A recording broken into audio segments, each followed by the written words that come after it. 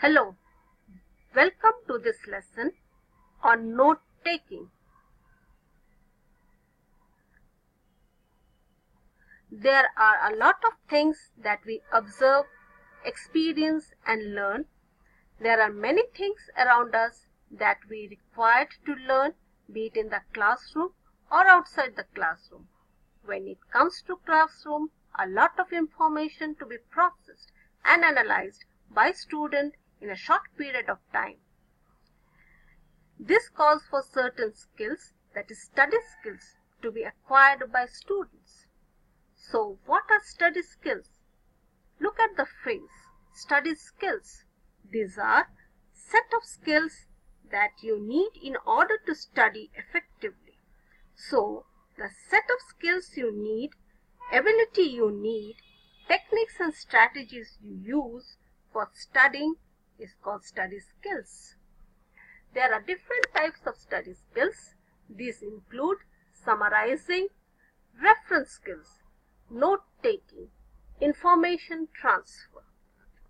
Study skills makes you an independent learner, and study skills will not only help you learning English but all subjects when you are learning science or technology, economics, history, geography, any subjects you need study skills.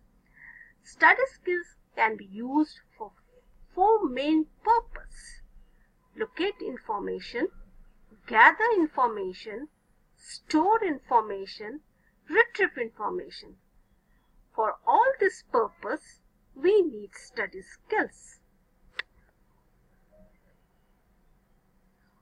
When we read information or listen to a lecture, we need to retain all the information, but it is not possible to retain all.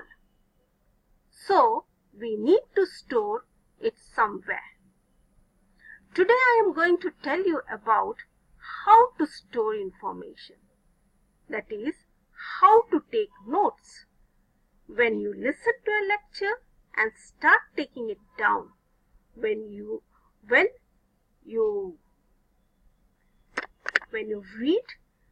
and take it down, it is called note making. When you listen and take down, it is called note taking. We read and make notes. The process is very similar as taking down notes. These are the part of study skills. Note taking is the practice of writing down pieces of information in a systematic way.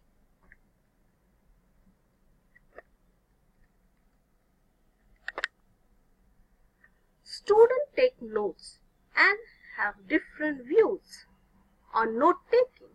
Let's listen to their views.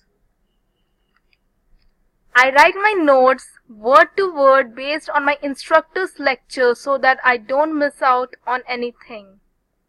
However, I don't find my notes useful. My notes include important information from lectures, but they are highly disorganized. This is why I don't find my notes useful. I feel the need to take everything down, but my notes would be rather clogged up.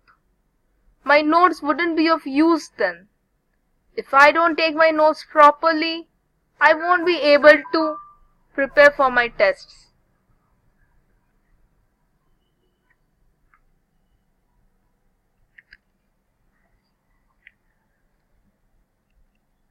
Attitudes towards note taking. The three big questions that arise. Why take notes? It is because to remember things, to think, sort, classify, organize information. Second, how to focus in the class. Shut off all distractions like cell phones, magazines, unrelated material. Utilize time surfing on web for preparing for the next class.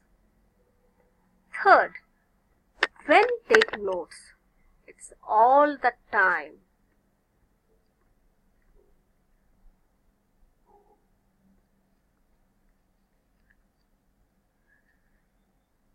Tips for taking notes in class.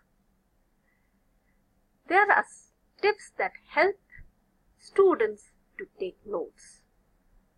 Active listening, speed of the lecturer, lecture structure.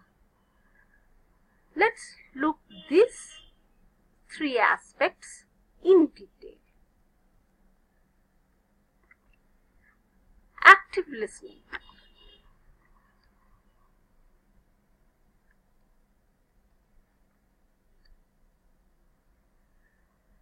This requires you to focus, grab relevant information in an interesting manner. Listening is different from hearing.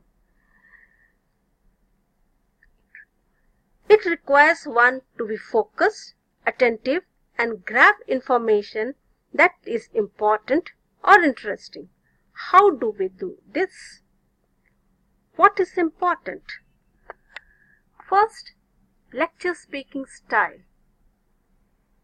Emphasis on words, rhythm, pauses and repetitions, volume, that is voice modulation, signal words and phrases.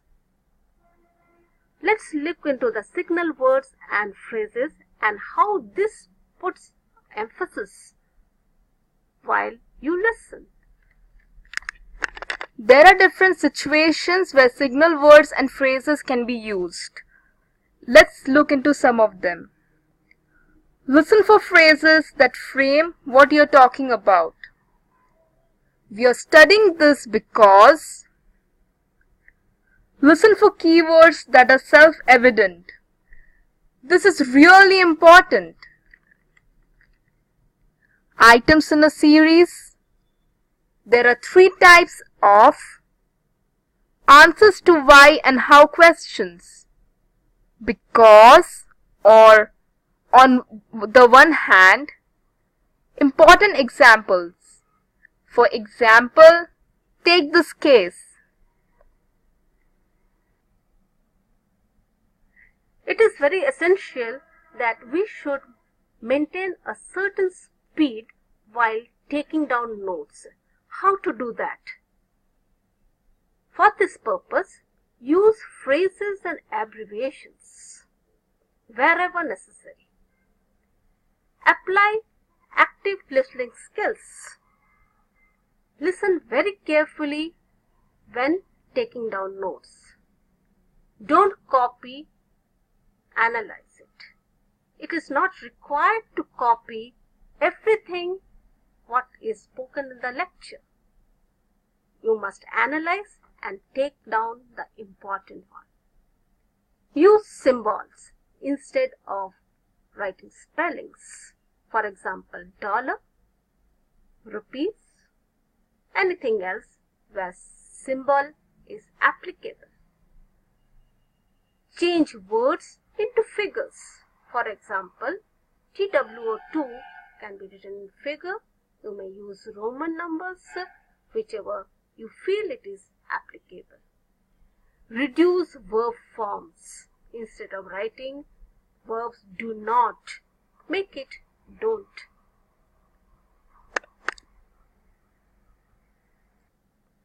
Now let's look into the lecture structure.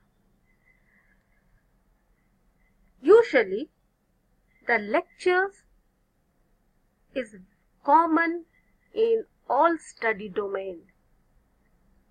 First is the announcement of the topic or recap of the previous lesson.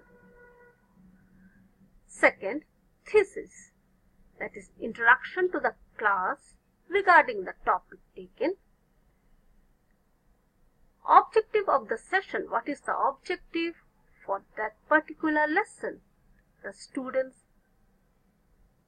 need to learn. Analysis, that is, how do we analyze the complete lessons that is fulfilling the thesis. Lesson for the day, that is what lesson they have learned and what they need to do in that lesson.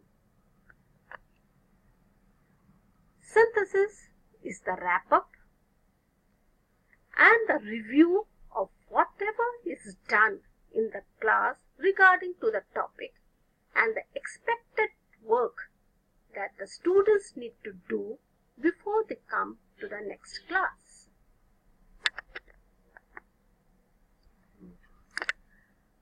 Note-taking techniques.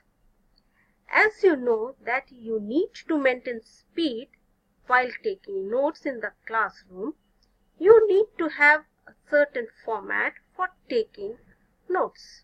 These formats are made to suit the needs of the subject and topics being taught. Here are some note-taking techniques we are going to study about. These are Cornell notes, outline notes, bullet and sentence points, map, matrix, timeline, chart. Let's look into it in detail. Let's look into the format of Cornell notes.